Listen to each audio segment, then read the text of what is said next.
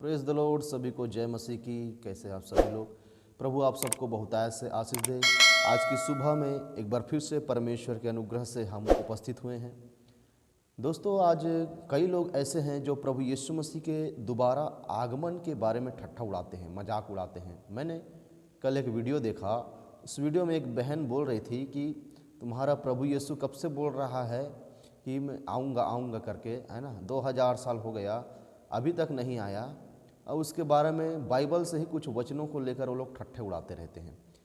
तो आज उन्हीं नास्तिक लोगों को, उन्हीं लोगों को मैं प्रभु की ही वचन से मैं जवाब देता हूँ। हालेलुया। मैं प्रभु के वचन से ही बातें करूँगा कि प्रभु क्यों देर कर रहा है, क्यों लेट कर रहा है, वो अभी तक आया क्यों नहीं। तो हम पढ़ते हैं दूसरा पतरस अध्याय 3 उसका 9 पद। प्रभु अपनी प्रतिज्ञा के विषय में देर नहीं करता जैसे देर कुछ लोग समझते हैं, पर तुम्हारे विषय में धीरज धरता है और नहीं चाहता कि कोई नष्ट हो, वरन यह कि सबको मन फिराव का अवसर मिले। हालेलुया। यहाँ पर वचन स्पष्ट हमको बताता है कि सबको मन फिराव का अवसर मिलना चाहिए, है ना। यदि आप किसी सरकारी ज़मीन में अवैध कब्जा किए हुए हैं, है ना, बिना परमिशन के घर बनाए हुए हैं, प्रॉपर्टी बनाए हुए हैं, तो सरकार उसको हटाने के लिए आपको नोटिस पहले देता है, पहले चेतावनी देता है। एक बार नोटिस देगा, 2 बार नोटिस देगा, तीसरे बार आके सीधा तोड़ देगा। उसी प्रकार परमेश्वर भी हमको चेतावनी पहले से दिया है और इसीलिए धीरज धरता है कि तुमको मन फिराव का, हमको मन फिराव का अवसर मिले, है ना। वो हमको मन फिराव का अवसर दे रहा है, तुमको भी मन फिराव का अवसर दे रहा है। हालेलुया। इसलिए प्रभु देर कर रहा है। और देखते हैं उसी का 8 पद में, जैसा कि कुछ लोग बोलते हैं कि 2000 साल बीत गया, अभी तक तुम्हारा प्रभु नहीं आया। तो उसी का 8 पद में हमको ऐसा पढ़ने को मिलता है, दूसरा पतरस 3 का 8 में, हे प्रियो, यह बात तुमसे छिपी न रहे कि प्रभु के यहाँ एक दिन 1000 वर्ष के बराबर है और 1000 वर्ष एक दिन के बराबर है। प्रभु के यहाँ एक दिन 1000 वर्ष के बराबर है और 1000 वर्ष एक दिन के बराबर है ना। प्रभु को गए हुए अभी 2 ही दिन हो रहा है, मान के चलो, है ना। तो इसीलिए हमारे विषय में वो धीरज धरता है कि मन फिराव का मन मिले। और कुछ वचनों से हम देखते हैं कि रोमियो 2 अध्याय उसका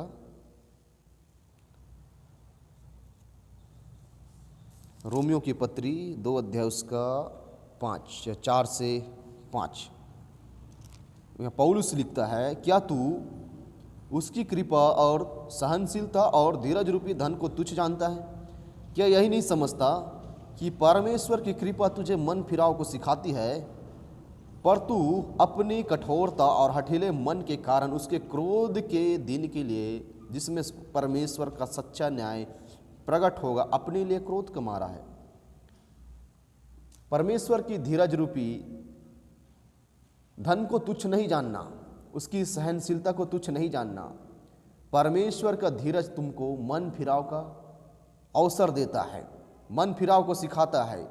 अपने मन को कठोर मत करो, अपने मन को कठोर मत करो, क्योंकि परमेश्वर जो है अपने लिए क्रोध कमा रहा है। जैसा ज्वालामुखी देखते हैं ना, ज्वालामुखी पूरा भर जाता है तब फटता है ना, और पूरा लावा निकलकर आसपास के जितने भी है सबको जला देता है। उसी प्रकार परमेश्वर क्रोध कमा रहा है ना। इसीलिए उसके क्रोध के दिन में मत पड़ना। बाइबल में लिखा है, जीवित परमेश्वर के हाथ में पड़ना भयानक बात है। इसलिए परमेश्वर को ठट्ठों में नहीं उड़ाना, परमेश्वर को मजाक में नहीं उड़ाना, उसके वचनों को मजाक में नहीं उड़ाना। परमेश्वर की सहनशीलता और धीरज रूपी धन को तुच्छ नहीं जानना। हालेलुया। और कुछ लोग बोलते हैं कि अभी तक आया ही क्यों नहीं, है ना। तो कुछ बातें और है जिसको प्रभु ने कहा है। क्या कहा है? मत्ती 24 अध्याय उसका 14 में लिखा है, और राज्य का यह सुसमाचार सारे जगत में प्रचार किया जाएगा कि सब जातियों पर गवाही हो, तब अंत आ जाएगा। हालेलुया। जब प्रभु यीशु मसीह जैतून पहाड़ पर बैठा था तो उसके चेलों ने एकांत में आकर पूछा कि प्रभु तेरे आने का और जगत के अंत का क्या चिन्ह होगा। तो प्रभु ने बहुत से चिन्ह बताया कि झूठे मसीह, झूठे भविष्यवक्ता उठ खड़े होंगे, जगह जगह काल पड़ेंगे, भूकंप होंगे, युद्ध होंगे, महामारी फैलेंगी, है ना। उसके बाद में एक और चिन्ह बताया कि राज्य का यह सुसमाचार, यानी कि प्रभु यीशु मसीह के अनंत राज्य का, आने वाले राज्य का, जो कि कभी खत्म होने वाला राज्य नहीं है, उस राज्य का सुसमाचार सारे जगत में, सारे जगत बोलने से सारे मनुष्यों को सुसमाचार सुनाया जाएगा, तब अंत आ जाएगा। क्योंकि सब पर गवाही हो, सब पर गवाही हो, है ना। प्रभु बिना अपना सुसमाचार फैलाए, बिना अपनी बारे में बताए किसी को नष्ट नहीं करेगा। पहले, सबसे पहले उनको बताएगा, सुसमाचार उनके दासों के माध्यम से बताएगा। अगर जो विश्वास करेगा वो तो अनंत जीवन का हकदार होगा, लेकिन जो उसको विश्वास नहीं करेगा उसका हो गया काम तमाम। हालेलुया। ताकि सब पर गवाही हो, आप पर भी गवाही हो, ताकि न्याय के दिन में जब परमेश्वर न्याय करने के लिए सबको खड़ा करेगा, तब वो तुमको बोलेगा कि तुमको तो मेरे दास के द्वारा सुसमाचार सुनाया गया था मेरे राज्य का, तुमने विश्वास ही नहीं किया, विश्वास ही नहीं किया, और तुमको डाल दिया जाएगा अनंत नरक की आग में, जहाँ का कीड़ा कभी मरता नहीं और जहाँ का आग कभी बुझता नहीं है।